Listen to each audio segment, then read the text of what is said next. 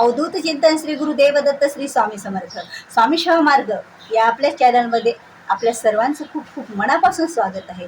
स्वामी महाराजांच्या कृपेने आशीर्वादाने तुमच्या सर्वांचा आजचा दिवस खूप आनंदात जाओ, खूप सुखात जाओ, खूप समाधानात जाओ ही श्री स्वामींची प्रार्थना करूया आणि आपल्या आजच्या व्हिडिओला सुरुवात करूया। आता आजचा व्हिडिओ आपला विशेष असा महत्त्वाचा व्हिडिओ आहे, कारण की आपण आज जो स्वामी महाराजांचा आत्मा असलेला स्वामी चरित्र पारायण कसे करावे, का करावे, कुठे करावे, कुणी करावे आणि ते पारायण करताना नियम आणि अटी आपल्या कोणत्या असल्या पाहिजे, म्हणजे आपल्याला त्या पारायणाचं फळ मिळणार असतं।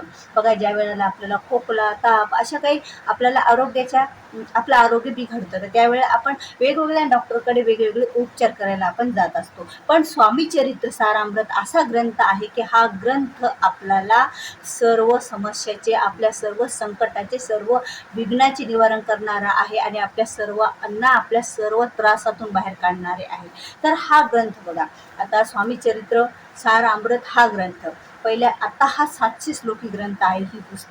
ही पुस्तिका तुम्हाला जवळपासच्या तुमच्या कोणत्याही स्वामी समर्थ केंद्रामध्ये तुम्हाला मिळून जाईल। कारण बघा, आपलं आता सर्वांचं धावपळीचं जीवन आहे, सर्वांचं धावपळीचे जीवन आहे, तुमच्यापासून माझ्यापर्यंत सर्वांनाच अनेक अशी कामे आहेत आणि या कामाच्या सर्व याच्यातून आपल्याला हा 700 श्लोकी ग्रंथ गुरु माऊलीने आपल्यासाठी आणलेला आहे। हा पहिला या ग्रंथाच्या खूप अशा प्रत होत्या बघा, 3 आणि 4 प्रत, तर ही तिसरी का चौथी प्रत आहे। पहिल्या वेळेस खूप असं मोठं स्वामी चरित्र होतं आणि ते 3 जरी रोजच्या अध्याय वाचायचं म्हणलं तरी बराच वेळ लागायचा। पण हे स्वामी चरित्र जेव्हापासून आले तेव्हापासून बऱ्याच सेवेकऱ्यांचे 108, 21 असे बरेच असे आपण जे करतो 41, 51, 14, 7, 9 असे पारायण 11 आपले करण्यात आले। कारण हे स्वामी चरित्र करण्यासाठी खूप कमी वेळ लागतो, यामुळे गुरु माऊलीने आपल्यासाठी ही सुविधा उपलब्ध करून दिलेली आहे।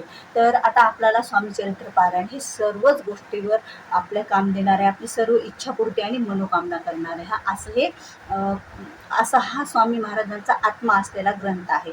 तर आपल्याला काय करायचं आहे बघा, स्वामी चरित्र वाचन करताना कोणते नियम पाळायला पाहिजे, स्वामी चरित्र आपण कसे वाचायला पाहिजे, कुठे बसून वाचायला पाहिजे, तर आपण आपल्या देवघरामध्ये देवांच्या समोर बसून सुद्धा स्वामी चरित्र वाचन करू शकतो। जर आता बघा, प्रत्येकालाच असं नाही की काही जणांना ऑफिसची घाई राहते, बऱ्याच जणांना ऑफिसमध्ये थोडासा वेळ भेटतो की, आणि कुणाला आपल्या नोकरीच्या त्या ठिकाणी वेळ भेटतो।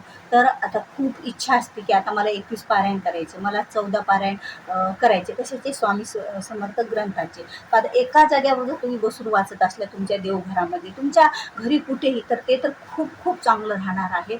पण वेळेअभावी जर तुम्हाला तसं नाही जमलं तर तुम्ही जिथे काम करता तिथे सुद्धा तुम्ही बसून हे पारायण वाचन करू शकता। कारण बघा, या पारायणाची माहिती सांगल तेवढी कमी आहे, कारण स्वामी महाराजांची कृपा आणि आशीर्वाद या स्वामी चरित्र सारामृतातून आपल्याला मिळत असतो आणि अनेक सेवेकरांचे प्रश्न या सेवेतून सुटलेले आहेत।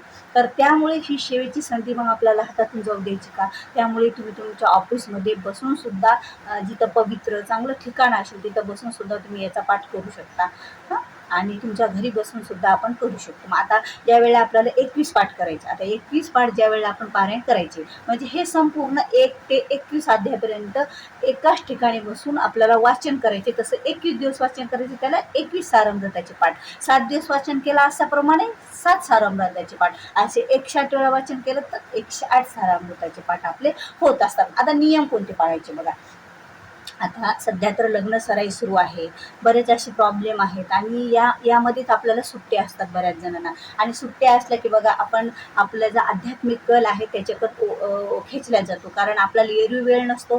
तर चला, आता वेळ आहे तर काहीतरी आपल्या हातून सेवा घडू द्या, म्हणून आपण काय करत असतो, सेवेला सुरुवात करत असतो। तर मग हे स्वामी चरित्र ग्रंथ आपल्याला कसा वाचायचा, आपल्या घरी वाचायचा। आता वाचत असताना तुम्हाला सांगते, 21 दिवस, 14 दिवस, 7 दिवस, जे तुम्ही जेवढे पारायण करण्याचा संकल्प केला असेल त्याप्रमाणे तुम्ही पारायण करा आणि तुमची जी इच्छा मनोकामना असेल त्यासाठी करायचं आहे। मग तुमची इच्छा मनोकामना कोणतीही असू द्या, तुमच्या विवाहासंबंधी प्रश्न असू द्या, तुमच्या मुलामुलींच्या लग्नासंबंधीचा प्रश्न असू द्या, किंवा तुमच्या आरोग्याविषयी प्रश्न असू द्या, किंवा तुमच्या घर, गाडी, बंगला काही घेण्याविषयी प्रश्न असू द्या, या सर्वाचा एकच उपाय आहे, ते म्हणजे श्री स्वामी चरित्र सारामृत आपला हा दिव्य ग्रंथ। तर हा ग्रंथ आपल्याला वाचन करायचा आहे. मग आता हे ग्रंथ वाचन करत असताना नियम कोणते आहेत बघा. पहिल्या प्रथम नियम म्हणजे तुम्ही जर मांसाहार करत असला तर मांसाहार ते वाचन होईपर्यंत तरी करू नका, हे तुमच्या चरणी प्रार्थना. कारण स्वामींच्या सेवेमध्ये मांसाहार हा स्वामीला आवडत नाही. ज्यांनी सेवा करतं का त्यांनी तरी मांसाहार अजिबात करू नका. दुसरं म्हणजे आपल्याला पर अन्न वर्ज्य करायचं बघा. आता पर अन्न दुसऱ्याचं अन्न आपल्याला शक्य होईल तेवढं खायचं नाही. आता तुम्ही जर एखाद्या तुमच्या जवळपासच्या नातेवाईकाकडे तुम्हाला टाळणं शक्यच नाही, तिथे लग्नाला जाणं, त्या कार्यक्रमाला जाणं गरजेचंच आहे. मग आम्ही कसं करायचं, तर तुम्ही त्यावेळेला जर तिथलं तुम्हाला जेवणाचं काम पडलं तर तुम्ही जेवणाच्या अगोदर गायत्री मंत्र म्हणायचा. ओम तत्सवितुर्वरेण्यं भर्गो देवस्य धीमहि धियो यो न प्रचोदयात, हा मंत्र आपल्याला 3 वेळा म्हणायचा आणि त्यानंतरच आपण तिथलं जेवण करायचं. त्यामुळे आपल्याला तेथील जेवणाचे दोष हे लागत नसतात. आणि त्यावेळेत बघा, तुम्ही कितीही पारायण करत असल्या, कितीही स्वामीच्या सेवा करत असल्या आणि तुमच्याकडून जर कोणाचं मन दुखावत असेल, तुम्ही दिवसभरामध्ये कोणाविषयी वाईट मनात विचार ठेवत असाल, कपट भावना तुमच्या मनात असेल, तर कुठलीही सेवा, कुठलंही पारायण तुम्हाला सफल होणार नाही. म्हणजे तुम्हाला त्याचं फळ मिळणार नसतं. त्यामुळे ही एक काळजी आपल्याला घ्यायची आहे की भला कोणी कसाही असो, तुमच्यासोबत तो कसाही वागो, तो त्याच्या जागेवर झालं, त्याला स्वामी महाराज बघतील, त्याला काय द्यायचं ते देतील. पण आपण त्यांनी केलं म्हणून आपण करायचं नाही. आपण आपल्या जागेवर व्यवस्थितच राहायचं. माझी सेवा चालू आहे ना, मग माझं मन हे सर्वाविषयी चांगलंच राहील. त्याच्या मनात असू द्या माझ्याविषयी वाईट, असू द्या ते स्वामी महाराज बघणार, देव बघणार. तुम्ही ज्या वेळेला सेवा करताना त्यावेळेला तुमच्या मनात एरवीच तुमच्या मनात काही कोणाविषयी कपट भावना नसायला पाहिजे. पण सेवा करताना शेवटच्या काळात तरी निदान आपल्याला कपट भावना हे आपल्याला बाजूला ठेवायची. आपल्याला लोकांविषयी द्वेष, ईर्ष्या ही बाजूला ठेवायची आणि कोणाचाच वाईट आपण विचार करायचा नाही. आपण ज्यावेळेला आपण चांगला विचार करतो ना, त्यावेळेला आपल्याला कुठलीही सेवा करू दे ती सफळ आणि त्याचं सफल होत असते आणि त्याचं फळ आपल्याला प्राप्त होत असतं. म्हणून ही गोष्ट आपल्याला, हा नियम आवर्जून तुम्हाला टाळायचा आहे बघा. जेवढा दोष तुम्ही बाहेरचं अन्न खाल्यानं लागत नाही, पण एवढा दोष जर तुमच्या मनामध्ये कोणाच्या विषयी कपट भावना असेल ना, ती लगेच लागत असतो. ती आपल्या स्वामीला आवडणार नाही. माझ्या स्वामीला आवडणार नाही, आपल्या स्वामीला आवडणार नाही ते. त्यामुळे तिथे ती गोष्ट आपल्याला टाळायची आहे. आता दुसरी गोष्ट बघा, आणि ब्रह्मचर्याचे पालन असं काही नाही, करणं झालं करा, शक्य असेल तर तुम्हाला, नसेल तर चालते. कसं आहे, आपण संसारात आहोत, सांसारिक आहेत आपण सर्वजण आणि आपल्या सेवा ह्या जीवनामध्ये सुरूच राहणार आहे. जेव्हा तुम्ही 108 पारायण करतात, 14 पारायण, आपली संख्या जेवढी मोठी असेल तेवढं आपल्याला पारायण करायचे असतात. त्यामुळे काही गोष्टी आपण तिथे टाळायच्या नियमातल्या आणि स्वामी महाराजावर सर्व सोडून आपण आपल्या सेवा करायच्या. अशाप्रमाणे आपल्याला सेवा करायची आहे. मग ते एका दिवशी बसून बघा, आज आपण सकाळी केलं ना पारायण, तर दुसऱ्या दिवशी आपण त्याच जागेवर बसून पारायण करायचं. तिसऱ्या दिवशी पण त्याच जागेवर बसून हे स्वामी चरित्र पारायण करायचं. जागा आपल्याला घरात असलं तर चेंज करू नका, कारण एका जागेचं महत्त्व खूप असं झालेलं असते. त्या जागेमध्ये आपली पावर, जी आपल्या भक्तीची, श्रद्धेची, आपल्या विश्वासाची पावर त्या जागेमध्ये तयार झालेली असते, ती ऊर्जा निर्माण झालेली असते. म्हणून एका जागेवर बसून आपल्याला हे पारायण करायचं आहे. मग असे 21 पारायण केली. आता 21 पारायण केल्याच्या नंतर आपल्याला काय करायचं आहे, आता 21 झाले, 14 झाले, 7 किती झाले, स्वामी महाराजांची जी त्रिकाल आरती होतात त्याच्यापैकी आपल्याला आपल्या नित्य सेवेमध्ये आहेत बघा त्या आरत्या.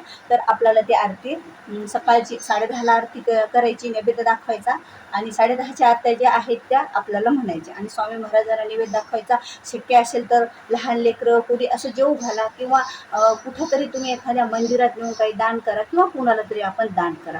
कारण बघा, दान जर केलं तुम्ही तर आपलं ही सेवा केल्याचं याचं फळ आपल्याला मिळत असतं. आता सेवा केल्याच्या नंतर असं असते की आपण ज्यावेळेला कोणतंही सेवा, पारायण काही करू, आपल्याला दान स्वरूपात कुणाला काही द्यायचं असतं. मग अन्नदान हे श्रेष्ठ दान समजलं जातं. त्यामुळेच तर आपण मग एखादं गुरुचरित्र पारायण केल्यानं बघा, एखादं जोडपं आपण जेवू घालत असतो. त्याचप्रमाणे मग तुम्हाला जर काही मुले कोणी, आता ह्या स्वामी चरित्र पारायणाला तुम्हाला लहान लेकरं जरी मिळाले तरी ते जेवू घाला किंवा कोणी शक्य असेल तर कोणी एखाद्या मोठ्या माणसांना तुम्ही जेवू घाला. असं जेवढं होईल तेवढं करा आरती झाल्याच्या नंतर. आता काही शक्य नाही तर स्वामी समर्थ केंद्रामध्ये जाऊन आपण दान स्वरूपात काहीतरी तिथे प्रसाद स्वरूपामध्ये भेट देऊया. म्हणजे कुठल्या तरी प्रकारे आपलं अन्नदान, आपल्याला त्याचा सांगण्याचा उद्देश म्हणजे कुठल्या तरी प्रकारे आपल्याला काय करायचं आहे, अन्नदान करायचं आहे. अशा प्रकारे आपल्याला सेवा, आराधना आणि पूजा म्हणजे ही पूजा आपल्याला स्वामी महाराजांची करायची आहे. आणि स्वामींना तुमची काय इच्छा आहे तर तुम्ही अगोदरच सांगा, नंतरही सांगा की स्वामी माझी इच्छा पूर्ण होऊ द्या. आणि खरंच हा ग्रंथ वाचल्याच्या नंतर आपल्या इच्छा ह्या पूर्ण होतच असतात. स्वामी महाराज हे करतच असतात. मलाही थोडा कधी वेळ लागेल, पण स्वामी महाराज योग्य वेळ आल्याच्या नंतर आपल्याला सर्व काही देऊनच जातात. कारण करता करूता तुझे स्वामीनाथा माझ्या ठेवता मी पणाची नशेची. मी पारायण केले, मी असं केलं, मी तसं केलं, कुणालाही सांगत बसू नका. ज्यावेळेला तुम्हाला कोणी विचारेल ना त्यावेळेला म्हणा, हां मी सेवा केली, पण स्वामी महाराजांनी मी केली नाही, स्वामी महाराजांनी माझ्याकडून करून घेतली आणि मला याचं पुण्य माझ्या पदरात पडलं, माझ्याकडून करून घेतले. आपण कोणीच नाही करणार. आपण करतो म्हणल्यानं कोणती सेवा होईना, नाही म्हणल्यानं ती सेवा आपल्याकडून राहणार नाही. स्वामी महाराज बरोबर आपल्याकडून ते सेवा करून घेत असतात ज्यावेळेला आपली श्रद्धा, भक्ती आणि विश्वास आपल्या स्वामी राहतो त्यावेळेला. तर अशा प्रकारे आपल्याला स्वामी चरित्र सारामृत ग्रंथाचं काय करायचं आहे, वाचन करायचं आहे. आणि वाचन झाल्याच्या नंतर तशा प्रकारे आपल्याला स्वामी महाराजांना नैवेद्य द्या. त्या दिवशी गाईला तुम्ही शक्य असल्यास नैवेद्य द्या आणि काही जणांना तुम्ही कोणाला तरी अन्नदान हे कराच. अशा प्रकारे ही सेवा आपल्याला श्री स्वामी महाराजांच्या चरणी रुजू करायची आहे. बघा, बघता बघता सर्व सांगता व्हिडिओ खूप असा वाढलेला आहे आणि वेळेचा जेव्हा स्वामी महाराजांविषयी किंवा स्वामीच्या सेवेविषयी बोलायला गेलं ना वेळेचं असं भानच राहत नाही. तर व्हिडिओ आवडल्यास व्हिडिओला लाईक करा, शेअर करा, नवीन असाल तर सबस्क्राईब करा. झालेली सेवा श्री स्वामी महाराजांच्या चरणी अर्पण करूया आणि आजचे व्हिडिओ आपण इथेच थांबूया. श्री स्वामी समर्थ.